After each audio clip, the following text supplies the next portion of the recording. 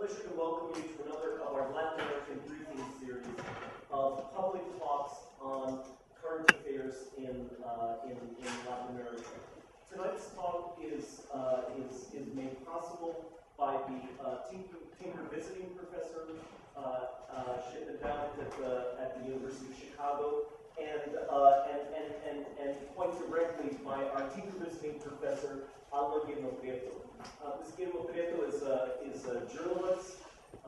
She has written books about samba schools in Rio de Janeiro, about the politics of television in Latin America, about the politics of emerging democracies and authoritarianism in the 1990s, and a memoir on dancing in Cuba in the 1960s.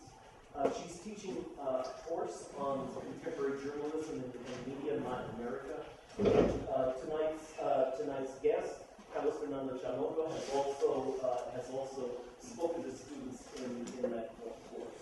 It's my distinct pleasure to welcome Mr. Chamorro to the University of Chicago. He's a journalist and director of CIMCO, Center for Communications Research in Nicaragua. And he's also from a remarkable family, not the only remarkable family, but one of many families in Nicaragua that has had many members prominent in politics, and at times even on the opposite side of the fence of party politics. His late father, Pedro Joaquin Chamorro, was a journalist and newspaper editor, instrumental in the opposition to the dictatorship of Somoza. His mother, Violeta Chamorro, took up his father's legacy, directed La Prensa during the 1980s, and in 1990 was elected president of Nicaragua, defeating Daniel Ortega and the Sandinista party. Mr. Chamorro, during the 1980s, was editor-in-chief at Barricada, the Sandinista party official newspaper. In 1994, after the Sandinista party narrowed its politics, he left Barricada, and he's been an independent journalist since then, and notable for introducing new styles of television journalism in Nicaragua. He's also recently been the subject of attention in the United States press because of police raids on his research institute and allegations that these are motivated by exposés of fraud that he and other journalists have undertaken.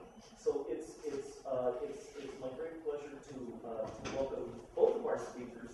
And tonight we've set it up not for a lecture but for a conversation. After which I hope all of us will join in asking speakers questions. Once again, we started late, so we'll make every effort to be a little bit briefer tonight so that those of you who have appointments in the evening can get them. Carlos Fernando Chamorro, you've already heard, and he may be already very well known to many of you. He just visited with my class, talking about his quite remarkable life. And at one point, one of the questions was simply, what does it feel like to be a part of history? Because indeed, it's not only Carlos Fernando who has lived through the tumultuous various stages of Nicaraguan history, but his family, his parents, he himself, his siblings. And because I think he is by nature, one of the fairest people I know, he really does have an ability to tell the story of Nicaragua from a almost weirdly triple-sided perspective. It says he almost couldn't help himself.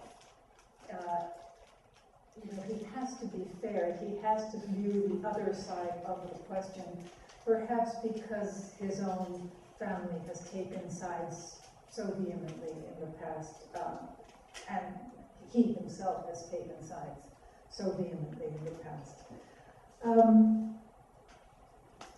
For the last 15 years, ever since he was expelled, I think is the right word, from the newspaper that he founded and then directed ever since 1994. Carlos Fernando has led an approximately normal life. That is, he has not been a part of the revolutionary movement. He has been engaged in changing the world.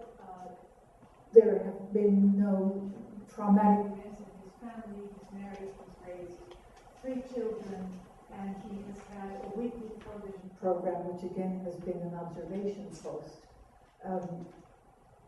for him. There is this cyclical character to Central American history, which was very much reflected in 100 Years of Solitude. The way that because essential isolations keep getting repeated over and over again, we see the same events over and over again. And this is almost eerily true in Carlos Fernando's case. His father was assassinated. This assassination did lead to the first uprising that gave momentum to the Sandinista National Liberation Front struggle over Somoza. When the Sandinistas triumphed, Carlos Fernando then became the director of the newspaper. Then he was ousted by the Sandinistas from that newspaper. And then, to our astonishment, after he had been leading this normal life for 15 years, those of us who were living outside of Nicaragua suddenly found out that yet again a Chamorro, a journalist, Chamorro, had had his journalistic enterprise attacked directly by the ruling, the president of Nicaragua, almost directly. And that, in fact, the aggression, the official rhetoric against him had been pumped up so high, some of us actually worried about your physical safety. This led to a kind of outbreak of international protest. There were thousands of signatures on letters of protest directly addressed to the Nicaraguan government, and the tension has slightly receded. We can now see that whole assault against you and against your program and against Cinco, the kind of thinking tank organization that Carlos Fernando and other colleagues lead, in the context of Daniel Ortega's push to arrange the Constitution somehow so that he can re-elect himself for the 3rd time. 4th time? 1, 2, 3, 4th time. Well, yeah, to be president for the 3rd time. To be president for a 4th time. And so, again, in this cyclical way, we see that there are now 4 countries in Latin America that have decided that this is a viable goal, whereas it used to be an unmentionable kind of goal, to re-elect themselves, to have themselves re-elected over and over again. So that is the context in which we welcome Pedro Joaquin Chamorro here on a Wednesday. Can you tell us what happened last Monday? Okay, thank you, Alma, and thank you to the Center of Latin American Studies and the audience to make it possible for me to be here at the University of Chicago.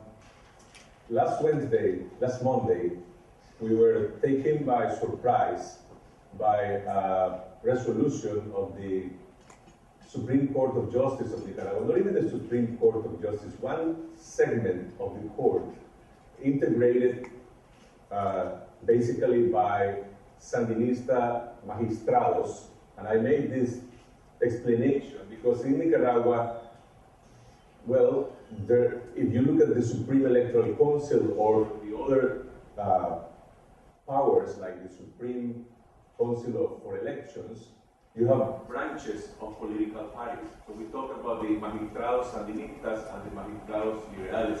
It's not that they are from a political origin or that they belong to a party once in the past.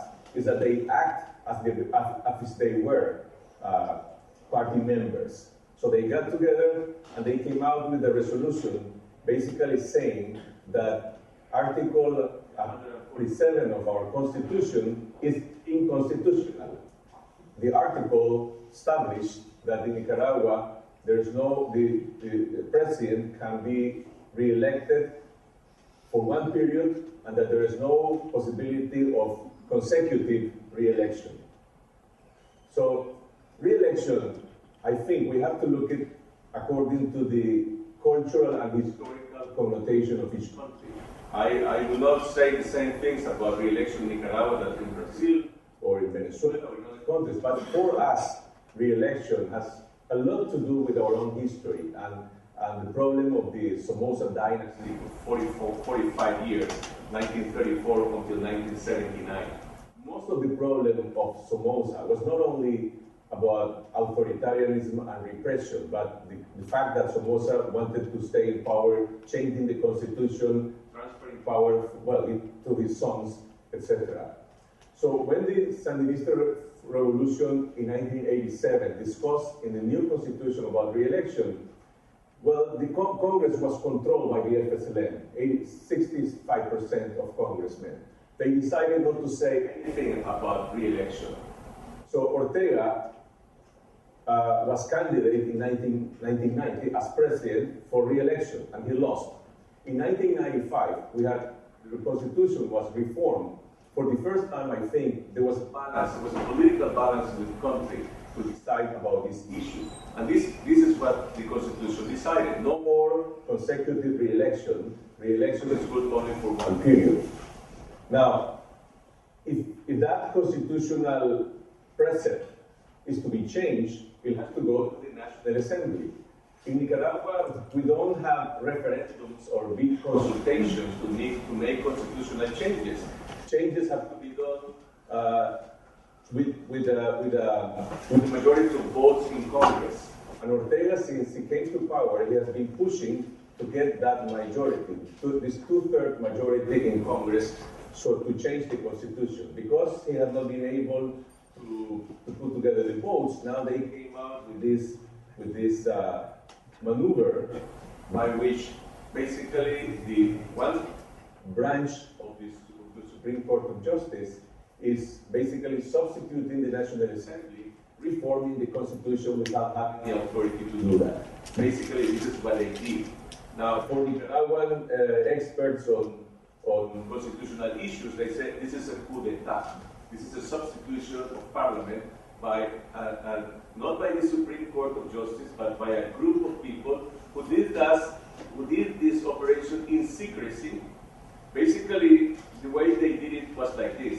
On Thursday, Ortega and 106 mayors, because Ortega, it was too ugly for him to do that himself alone. So they said it's not only that he's claiming for his right, but also the mayors.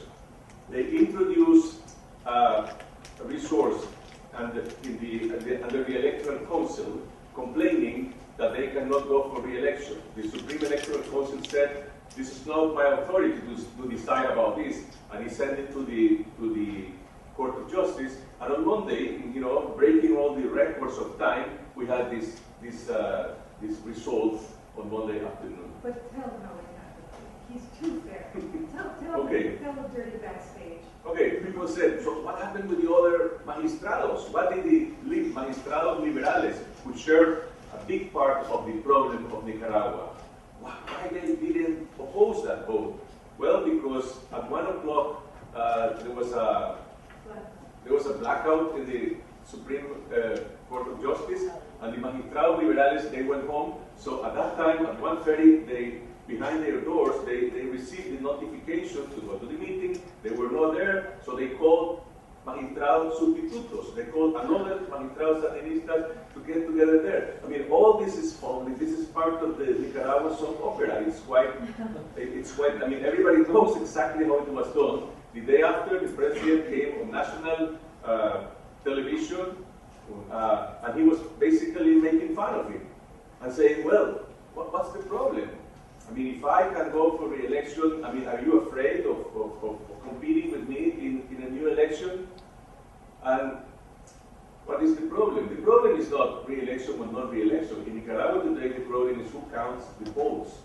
What is the credibility of the Supreme Electoral Council to organize an election after having fraud in the municipal elections last year that created big problems for the country. It just seems really so cooperative or farce-like. In Mexico, we had a famous election back in the year 1988 where the computer counting system collapsed, and when the lights came back on again, there was a new president. But it's never been quite like turning off the lights in the actual electoral court of justice, and then sending the liberal judges home so that the Sandinista judges can get together and declare the election. It was really an astonishing feat, but it's at the same time so obvious, so transparent, that it makes me ask, how does somebody like Ortega win with these kinds of tactics? How does he continue to be in power? What is his basis for? How did this man, who even his peers do not consider to be the brightest of the lot, how did he emerge as the leader of the Sandinista party and then as president? I think Ortega has been persistent in his pursuit of power, and he has been able to keep control of the party. This is the story of a collective leadership that was able to direct a revolution, and then it evolved into a traditional story of a personal caudillo, that is Ortega, that ended up concentrating all the power, the legal seats of the power of the party. Ortega has been presidential candidate in 84, 90, 96, 2001, 2006. He's the only candidate that the party has ever had. And he won the presidency for the second time, 2006, having less percentage of votes than when he lost in the previous time. How is that possible? We, according to our constitutional reform of 95, we started the rule for the second round. And the rule was established that a candidate needed to get more than, it was 45% of the vote. In the year 2000, Ortega made a political arrangement with President Arnoldo Alemán, a very corrupt liberal, which in Nicaraguan terms means more center-right president. And this agreement was turned into a constitutional reform that changed the electoral law and established something that I bet is unique in Latin America. That you can win the presidency in the first round only with 35% of the vote if you have 5% above number 2. This was like a tailored, shirt for Ortega's political base, because the Prensa's political base is always 36, 38, 39, 40. Why Alemán agreed on that? Because he thought the Liberal Party was always going to defeat the Prensa, because the Liberal Party has won with majorities of 50, 51, 53% in previous elections, and because he got something in return from Ortega, which was immunity, so when he will be former president. So Ortega won the presidency on the first round in 2006 with 38% of the vote, because the other parties of the opposition split in 3 groups. One got 28, the other 26, the other 8.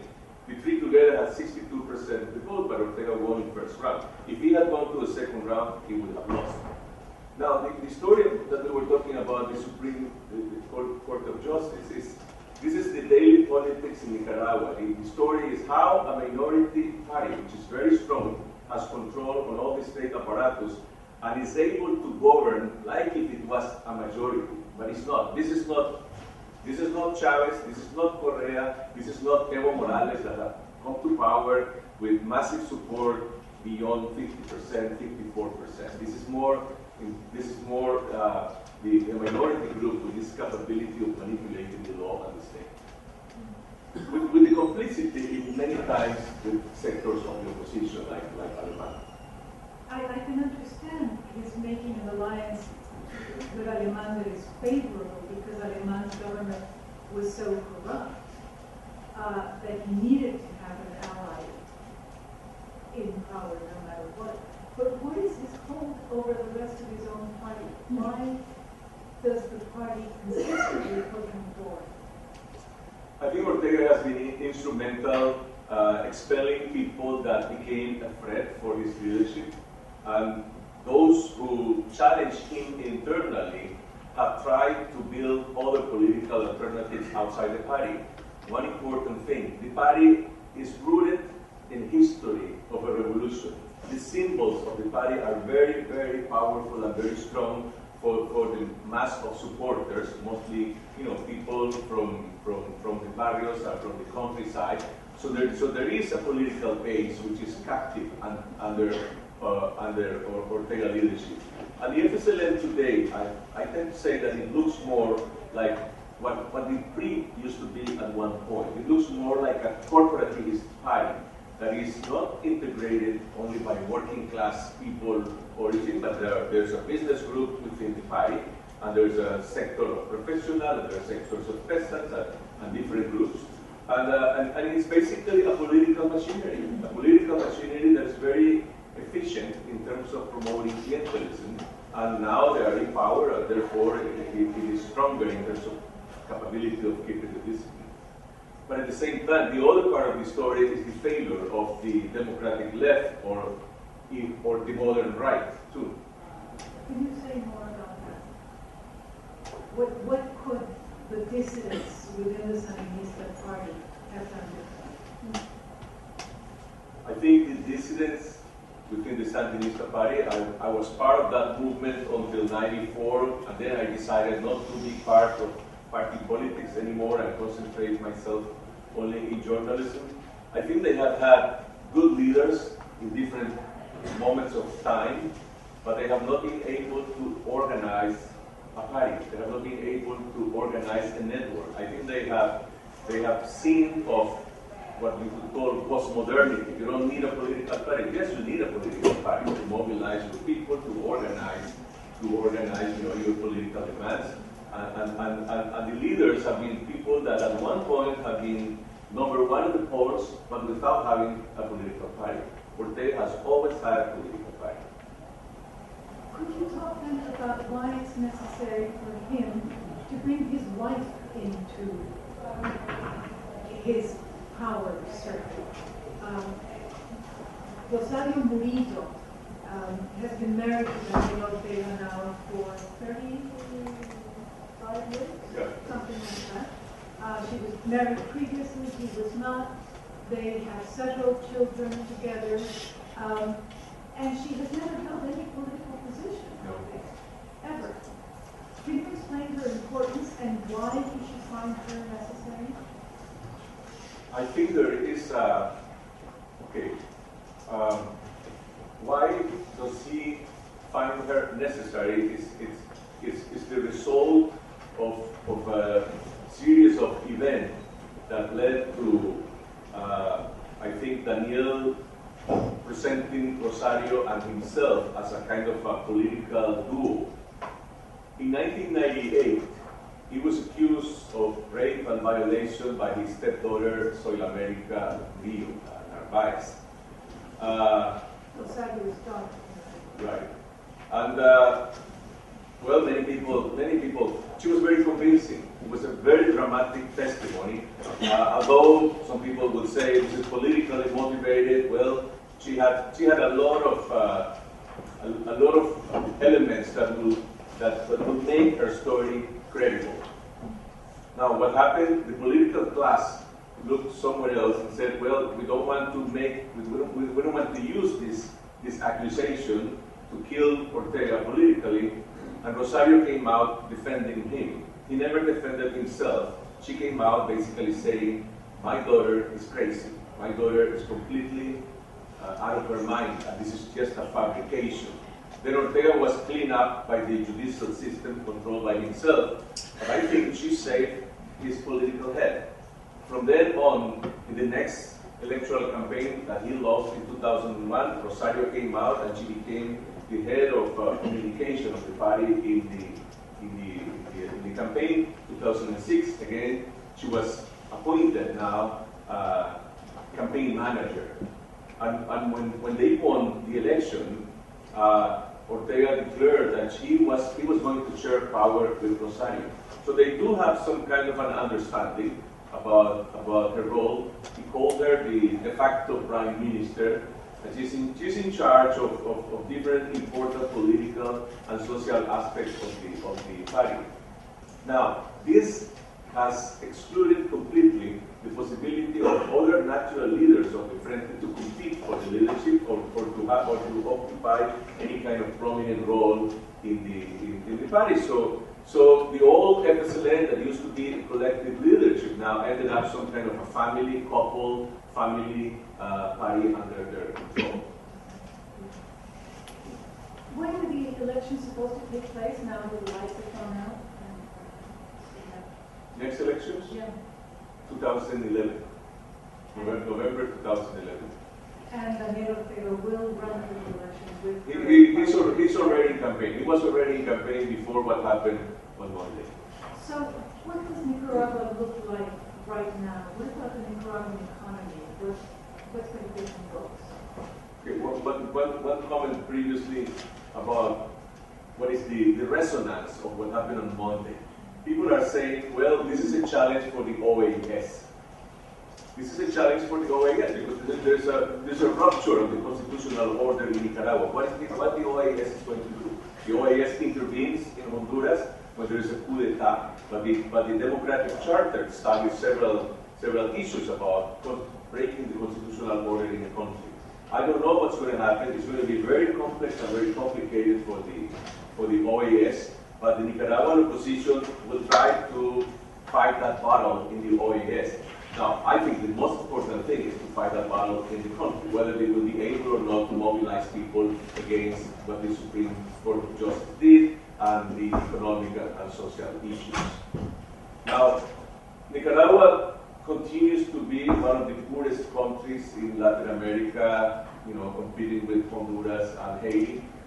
Half of the population is under the poverty line, 50% of the population, 17% living in extreme poverty. You don't change that situation from one day to another. It requires sustainability in terms of long-run economic policies. Ortega came to power and he hasn't done anything differently from what previous government had done. He had to sign an agreement with the IMF because it requires the IMF to give some kind of a green light so that the international community will continue cooperating with Nicaragua. Nicaragua is highly dependent on foreign aid. Now we have not only this traditional dependence on foreign aid, but we have a new partner in foreign aid, which is Venezuela. And basically Ortega's economic policy has been, to keep the basic macroeconomic balances on track so that the business community will find, okay to work, and to take advantage of the cooperation from Venezuela to organize some social assistance programs that are oriented into a kind of a clientelistic framework. Programs like Hambre Cero, Zero Hunger, which is different from what Lula did in Brazil. Programs that they call Calles para el Pueblo, or Usura Cero. It's a sort of an inspiration of what Chavez is doing in Venezuela with Divisiones, but with the smallest budget, outside the national budget, and this money and these programs are being used by the party and are being administered in a private framework. You've called Chavez Ortega's rich uncle, Yeah. who makes his tenure possible. But it seems to me that you have Chavez looking to the Cubans, to bring in Cuban doctors to make his continuation in government possible, and then in turn Chavez provides the same services to Ortega, which doesn't still add up to a majority. So if what you said before about 28% and 23% and 8%, the opposition getting 28, 23, and 8% of the vote respectively, they can still defeat Ortega. Do you think he can win the next time? I mean, if the opposition is capable of organizing an alliance, they can easily defeat Ortega if there is a credible electoral body. Now, we had the trauma of the fraud last year. That's a big, big problem. Chavez's influence in Nicaragua is, you know, people in Nicaragua are very thankful about Venezuelan cooperation. Venezuela represents about 8% of our gross national product, almost $500 million every year. What is the problem? It doesn't go through the national budget. It goes through private channels. So when Ortega talks about changing the model of neoliberalism, it's not changing anything. What he's doing is he's privatizing foreign aid to create his own parallel set of private business, which are run by his son, by Rafael Ortega. Actually, he's his brother of Soy America, the one who accusing of abuses. And he's creating a parallel network of business.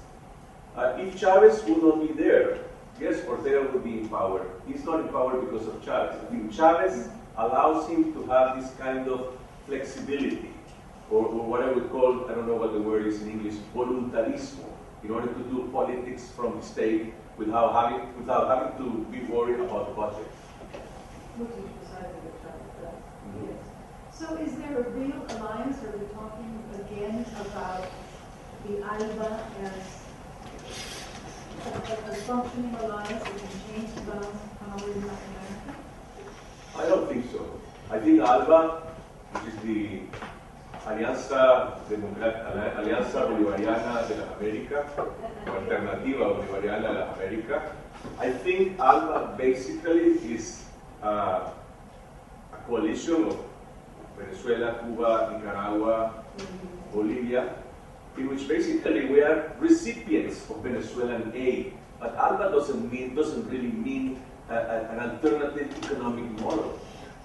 You know, we are beneficiaries of Venezuelan aid. That's fine. That's not a problem, absolutely. And Honduras was taking advantage of that. Mel Zelaya, that's what it was doing with Chavez.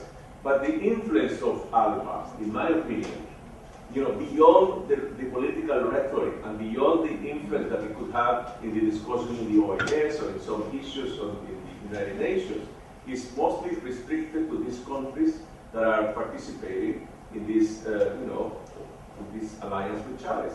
I don't think ALBA has much influence in Brazil or in Argentina or in Chile or in other countries, which may have a bilateral relationship with Chavez trying to take advantage of this sort of gold mine that he has with the price of oil. How long this is going to last? Well, the price of oil is not stable. So it's not something that will pay us in count on. So we have this economy that's sort of not anything that you can win an election on. You have a financial system, you have international support and financial backing, and then you have the press, and what the press can do in this coming election. What has Ortega's attitude towards the press been? Ortega feels that he has full control of all the state apparatus, and he has capacity to cooptation of political parties, but he faces in the press and in some sectors of civil society and what he calls, what he perceives as another sector of the opposition and the enemy. And he has been very confrontative with the press. I worked as a journalist in the previous 3 governments, including my mother's government in early 90s, Aleman's government, and Bolaño's government. At that point, I was not working, I was working as an independent journalist, and I tried to establish the same critical standard, dealing with all this government. I had conflicts with all of them. When you criticize them strongly, when you raise issues that lack of transparency, corruption, etc., you have problems and conflicts, normal conflicts in a democracy. When I did the same thing with Ortega, what I faced was a very strong campaign of personal attack and accusations. That was not spontaneous. It was something that was approved by himself. Basically, we 6 months after Ortega was in power, we put up a story on television about a case of extortion. Traffic of influences in the Nicaraguan system of justice is something that everybody talks about every day, but it's very difficult to provide proofs, to provide documents about that. So this time we had somebody who came out in public, and we had a tape about a case of extortion. Basically, they were asking from a businessman $4 million in order to solve his judicial problems so that his project of a tourist resort in the Pacific coast will go ahead. He came out and he denounced that in public. Who was asking him for this $4 million? A former congressman from Ortega, and he took him to start this negotiation to the presidential office. The presidential office is not it's not based in the presidential palace, it's based on the party office, which is the first error that Daniel Ortega did when he came back to power. Instead of establishing as a normal president his office in a public building, he never left the party office. So when you go to the party office, it is the presidential office, and this is what this guy did. So what was this government result? They came out with this accusation that the businessman, my source, and myself, and another man, a congressman, that we were part of a sort of conspiracy group, that we were enemies of the peasants that had a conflict with this tourism business, but that we were sort of suspect of being involved in drug trafficking, because in this tourism resort, they have seen helicopters and rapid boats that used to get there, and some suspicious people being either Mexican or Honduras. This is what the guy said, the guy who organized the extortion, but he said what he said on television first, and he said that they have seen me with the other people getting together, and I said, this is crazy, but 3 days later, the President of the Republic, Daniel Ortega, when he's asked, are you going to investigate the scandal of Tola, that's what he was called because he knew the place, he said, yes, I have given orders to the police and to the public ministry to investigate the use of the drug cartels of all the projects of tourism in the Pacific coast. And from then on, every day on television, you will see my picture and the picture of the other people saying, wanted, they're related with drug trafficking, this and that, etc., etc. This lasted 4 months, and it was the beginning of a campaign of confrontation against the press that doesn't involve any legal means, no legal, I didn't face any trial, but it's a campaign of intimidation, so that you go back, you step back, or go into self-censorship and this kind of thing. This was like the first round. Could you sue? That's what my wife told me. I said, no, my love, you're wrong. I mean, if I do that, you're playing their game. I will go to their tribunals and I will be guilty. My source, he was condemned for defamation. That's to play their game, and that's what they want. So what happened next? Well, this is my individual experience, but this was repeated with other journalists, with La Prensa, with Nuevo Diario, with different TV channels. Some business people from the press retreated because of the government pressure, like Channel 2. They took out of the air a political commentator that was very confrontative with the government because they were afraid of losing their license to operate. Now, the next year, we faced a second campaign. It was mostly directed against non-governmental organizations, social movements, because of Cinco, this research center that I'm the head of the board. Cinco has Cinco organized a project with the women movement that is fighting in Nicaragua against the penalization of therapeutical abortion, which is something that Ortega promoted before his election in order to win the support of the church, the Catholic Church, for his election in 2006. So we had this agreement completely, on the table based on money that that comes from the European Union or from different European donors managed by Oxfam in Nicaragua. And then from one day to the other, the government said, this is money laundering, this is corruption, this is triangulación, because a non-governmental organization that has juridical status is working with another one that doesn't exist, because the social movement doesn't have juridical identification. It was completely crazy.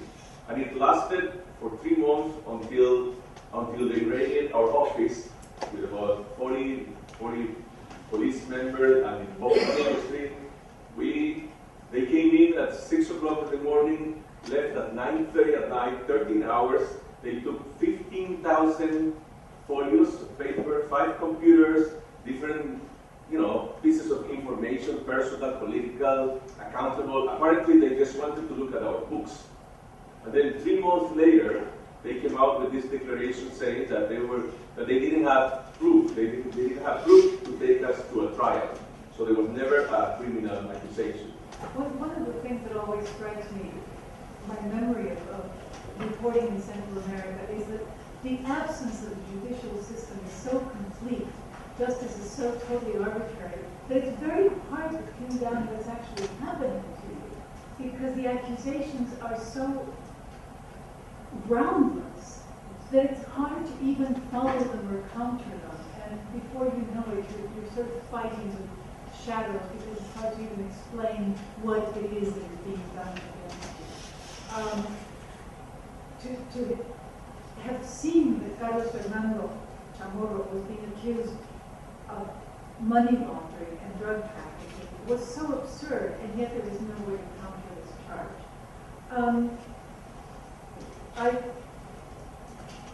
In this whole year of turmoil, one of the more notable things that you did was to interview Daniel Ortega's brother, Humberto Ortega. Humberto Ortega was the military strategist for the Sandinista victory in 1979. He is a very brilliant man who then became head of the army and was head of the army until 1993. When under Pedro Chamorro's request from Iran, he left the army and then moved to Costa Rica and became a very rich businessman. And as the head of the army, he learned to keep his mouth shut. He's always understood the importance of keeping his mouth shut.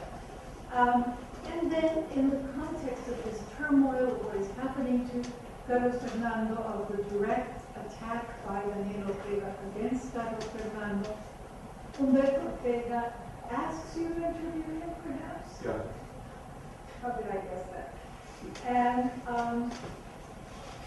the excuse was the 30th anniversary of the Army. And it's a great question because it allows me to introduce another issue, which is the Army and the police. The Army and the police in Nicaragua are the most successful examples of our political transition. I mean, these two institutions that came out, that were born out of the guerrilla movement, became institutionalized by the Frente in power in the 80s.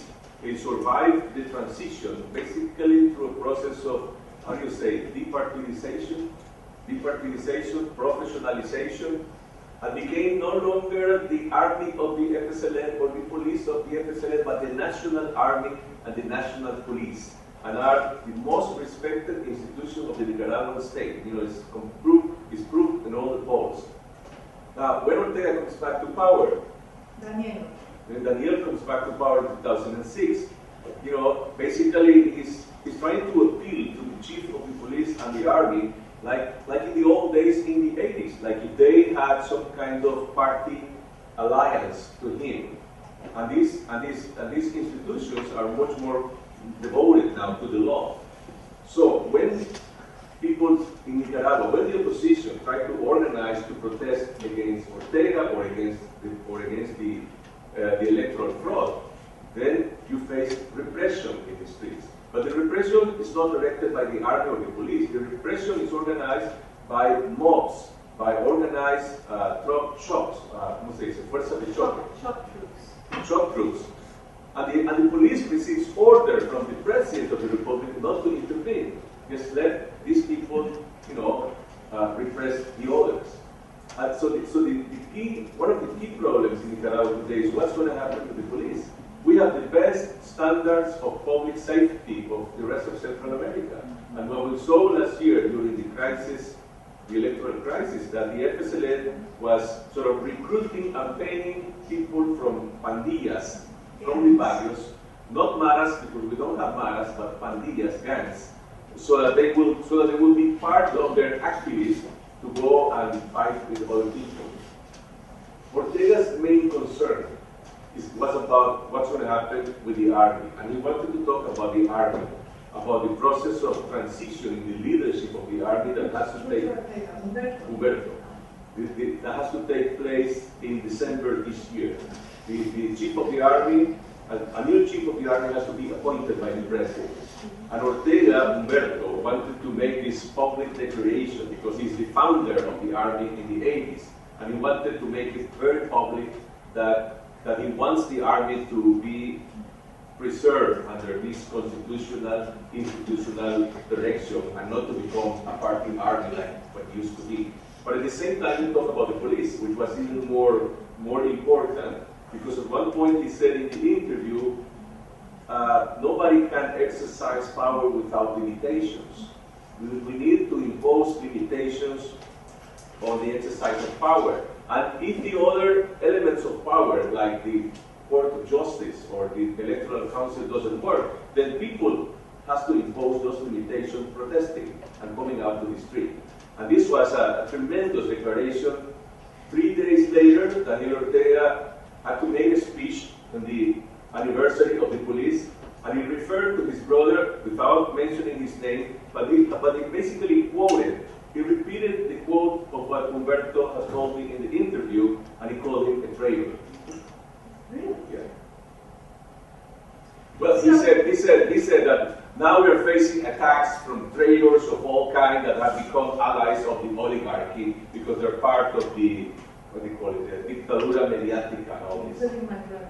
No, he didn't say including my brother, but what he quoted were the words that Humberto Ortega has said in public. So those of us watching from outside thought the entire thing was remarkable.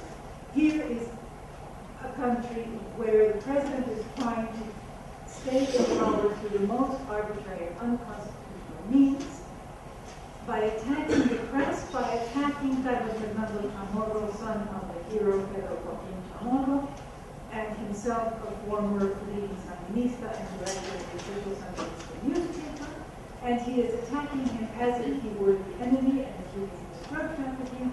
And in this context, Daniel Ortega's brother calls for people to come out into the street to protest what the president, his brother, is doing. And 3 days later, his brother gives a press conference and says, we are being attacked by everyone, including my brother, who is a traitor. That was the sentence. So is Humberto Ortega going to run for the president? No. Humberto Ortega wants to be, as many other prominent former Sandinistas, they want to be there in the moment there is a crisis, in order to be taken into consideration, to have credibility, and to intervene. There are some other people like Nicho Parenco, former mayor of Managua. Probably he was on the presidential succession with Ortega. Rosario excluded him. He's the most popular Sandinista leader in the country, completely outside the party, but he's waiting for a moment. Time is racing by, and we have to stop. We would have to stop anyway because it's time, and we do want to leave a little room for questions. We understand it is late. You have been here, some of you, a long time, and certainly the Fernando has been very patient throughout this whole afternoon. But Dave, you want to choose, or we just choose and point to? You could call on people. Do we need a microphone for the questions, or could you? I think we should just get one. I would only request you not to speak too fast so that I can get all the questions. 1, 2, 3. Okay, so what distinguishes the 3 sectors of the liberales of the opposition, as you described them, the 8% to 23%, and why? Following, why do you think there isn't sort of a cohesive factor not to say in so many words, a cohesive factor, especially being a person, right now, like, why isn't there like sort of a person to counter Ortega's like immense sort of presence? Why isn't there one now? Why wasn't there ever really one? I think the main problem has been the contamination of politics with corruption, because one of these three sectors is still related with Arnold Alemán. We used to talk in Nicaragua a lot, not only about bipartisanship, but bicaudillism. And Alemán and Ortega, who for some period were very much influential, controlling the state, Alemán is part of the problem. Well, the Liberal Party, which is center-right, it has a very corrupt tendency and some kind of a more modern sort of pro-business tendency. Alemán represents the traditional tendency. The people from the center-left and the people from the center-right have a lot of difficulties getting together with Alemán. Because if you get together with Alemán, some sectors of the electorate will alienate from that. The Nicaraguan electorate is mostly integrated by independents, people who say, I don't belong to any party. And this is what they have to face now.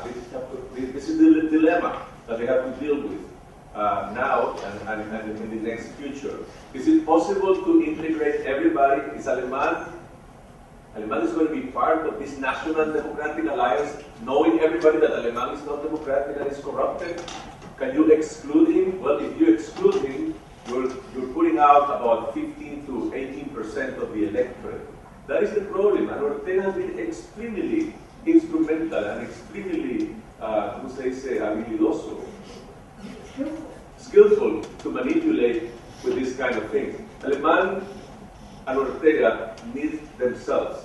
So when Ortega sees that they need each other, so he produces incentives so that Alemán will become the leader of the opposition, so that the other people will say, no, we don't go together. Now, beyond that, there's a big problem in Nicaragua, and we interviewed last Sunday in my TV program young people who are in their 20s and in their 30s, and they said, well, we don't want a leader, we want a program, we want people who make proposals about what will be the future of Nicaragua beyond Ortega. Not only people who will oppose him, but some ideas about proposals, and there are very few. I was wondering if you would talk a little bit more about the full abortion ban that was passed recently in Nicaragua. I know that it's had quite a reaction in human rights groups in the United States. They're calling it torture. And you said that it was an effort to align himself with the Catholic Church. And I'm wondering, won't that hurt his chances for re-election within the populace? Well, our legislation established these therapeutical abortions since the beginning of last century, and basically says that when a woman pregnant is under threat or problems, there must be a medical commission that will decide about abortion. This is basically what Ortega eliminated before elections and then when he was in power. The Catholic Church supported that, because the Catholic Church has a pro-life position, very traditional, and the argument was that this therapeutical abortion is used as an excuse for massive abortion. This was the basic argument of the Church. Now, how does the electorate behave with that? Did that have an influence on the election? Not at all. Not at all. Ortega won 38% of the vote. He didn't get more votes for allying with the Church. What he did was to sort of neutralize the criticism of the Church against him. And now the Catholic Church is become very critical of Ortega, because they are denouncing authoritarianism, they are denouncing the situation of poverty, they are denouncing the electoral fraud. Now, if you ask people in Nicaragua their opinions about abortion, and I've been a supporter of therapeutical abortion, and I've been a supporter of the women's movement, the majority of the population will say no abortion at all. So Ortega is playing and manipulating, popular traditional values. Now, I don't think that will have an incidence or an impact in politics or in the electorate. And the Church now is making a distinction. And they say, yes, we are against abortion, but we're criticizing the government on all these issues.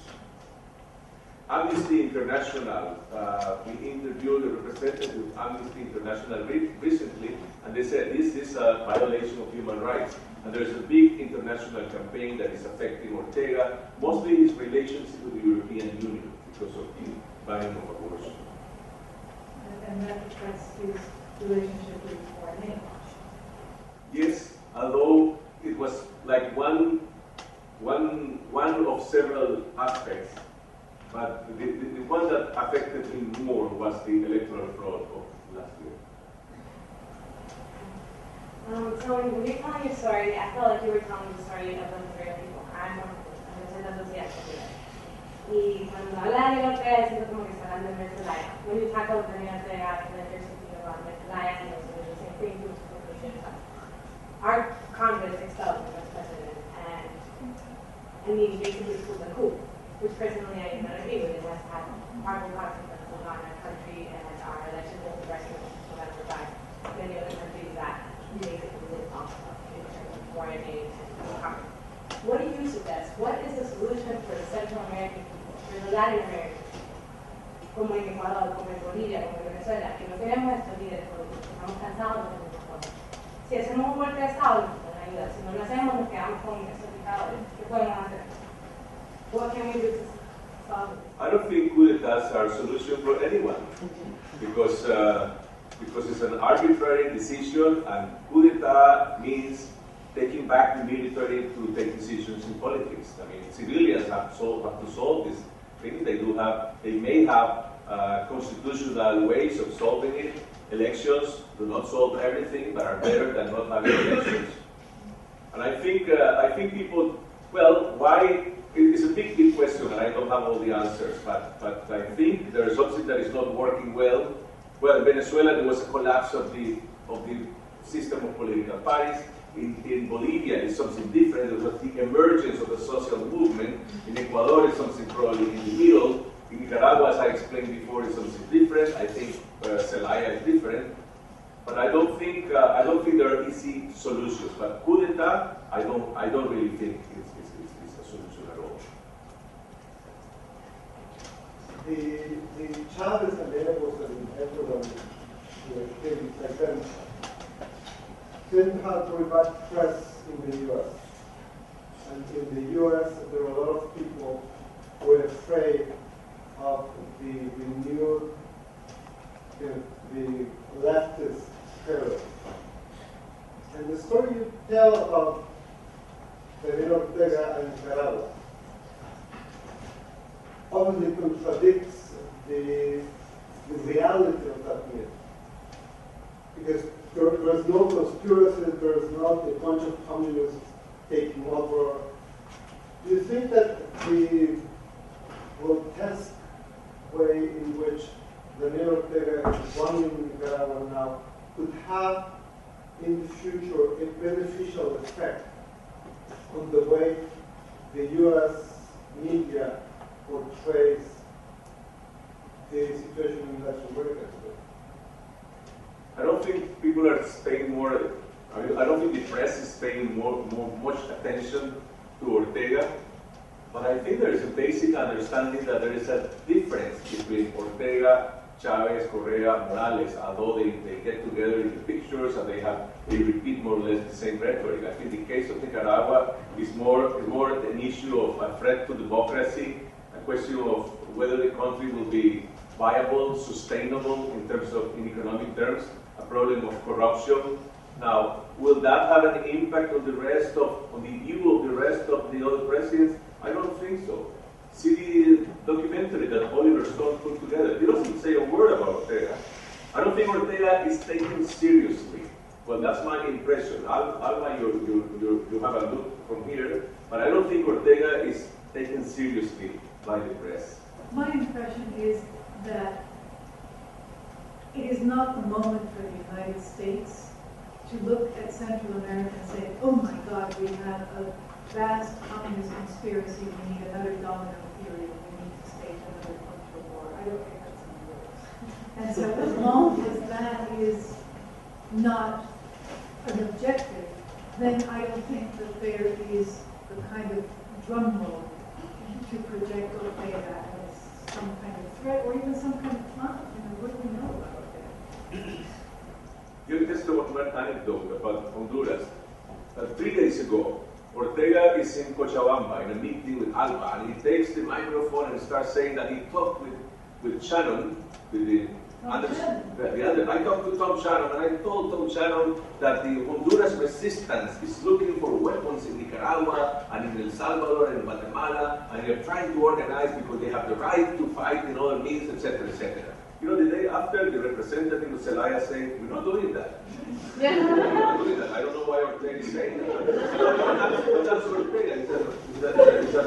It's over rhetoric. Reading Humberto Ortega was suggesting that the police could be a limitation on power, and or could a president ever be successful in swaying the police to become party line like Daniel Ortega originally tried to? No, I don't think. I don't think the point was that the police will limit the power of the president, but he was talking about that civil society, the population, that youth people, by demonstrating or by organizing an opposition, will put a limit to the abuse of power. But the concern about the police is to preserve the police as a trustable institution, because let me put it this way, I have been under threat attacked by Ortega, and I know the head of the Nicaraguan police is a very respectable woman, who is a former guerrilla, is a former nun, a former nun, who became a guerrilla in 78, 79, who has made a career in the Ministerio del Interior and then in the police. The most respected Nicaraguan individual in the polls. Amita Granera will get 78% of popularity. Ortega hates her because she's really she's a potential president. She's a potential politician. I mean, what will she do when she leaves the police? Everybody's asking that question. But I trust her, and I trust the rest of the people that is working with her.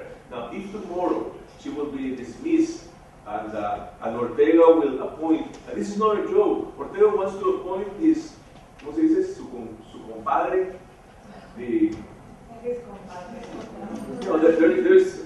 Paquito Diaz is the father of one of Ortega's son is married with the daughter of this policeman, and Ortega already promoted him. The problem is this: if in a society like Nicaragua people don't trust police, people will decide to make justice on its own hands, and people will look at ways of harming yourself and not trusting the police.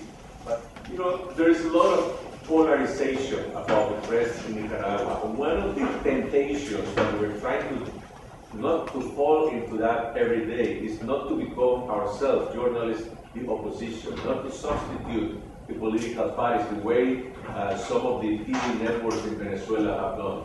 I try every day. I try to say, okay, the government is my enemy. They're attacking me, but I try to do good journalism every day. And it's very difficult because all the sources are blocked. I don't have access to anyone from the government. It's completely forbidden to talk with independent press. But I talk for myself. The rest of my colleagues, they do have different ways of facing this kind of situation. And the government is polarizing the situation in the sense that now they are organizing. They were organizing journalists under party bases. Trying to promote some kind of rebellion, I think, within the newsrooms of the independent press, something that I don't think will ever happen.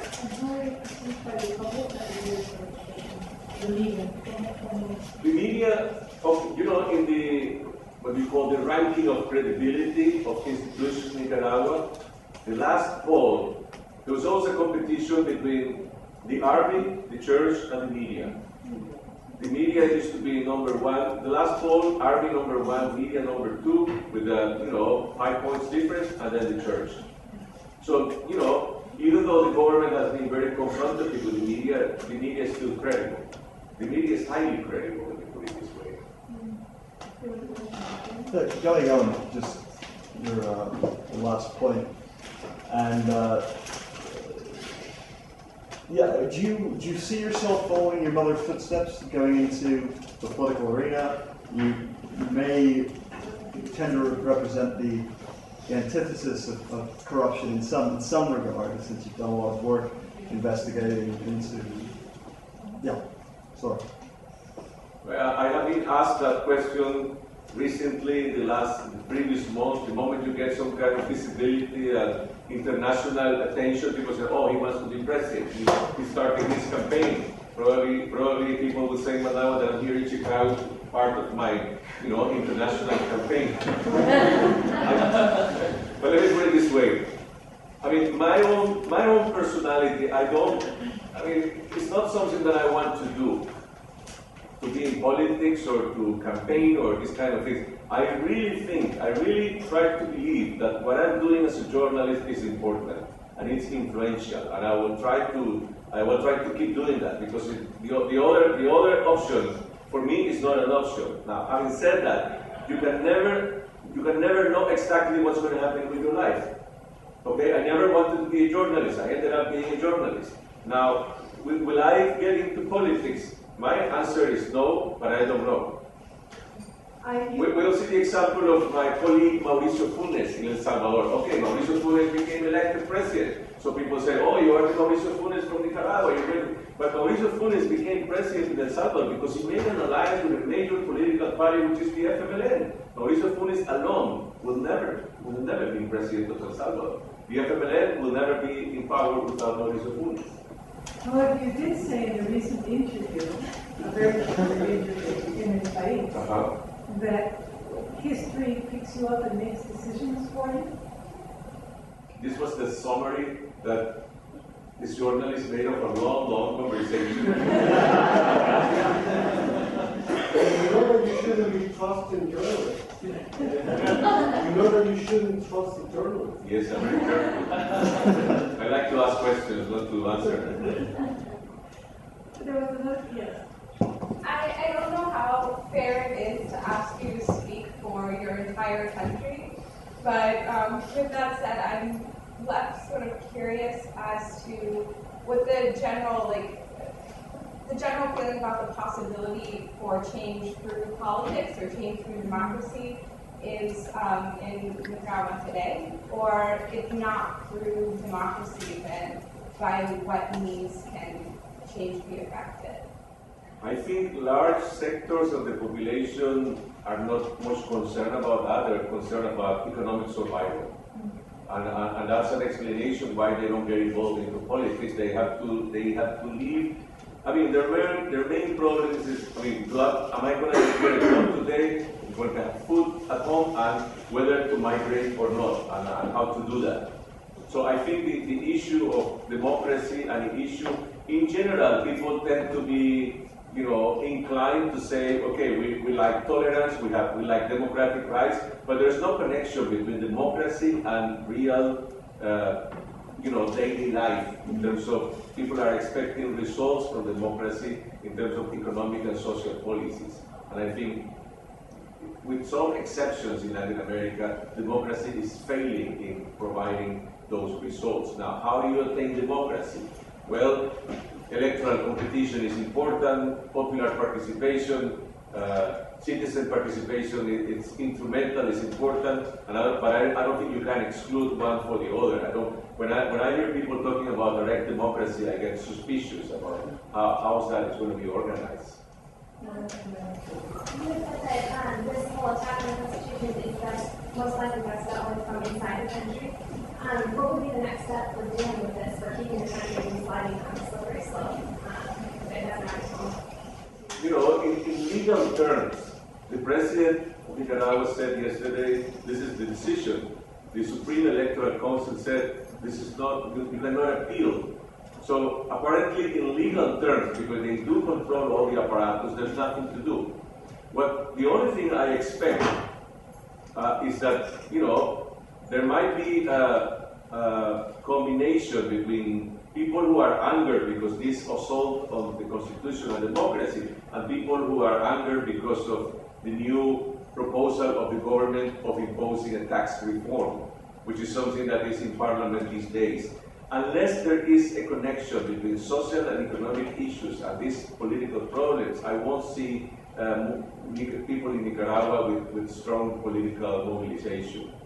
But what I'm trying to say is, I mean, I'm mad with Nicaraguan politicians because they tend to repeat this traditional view that we have that our problems are solved in the States.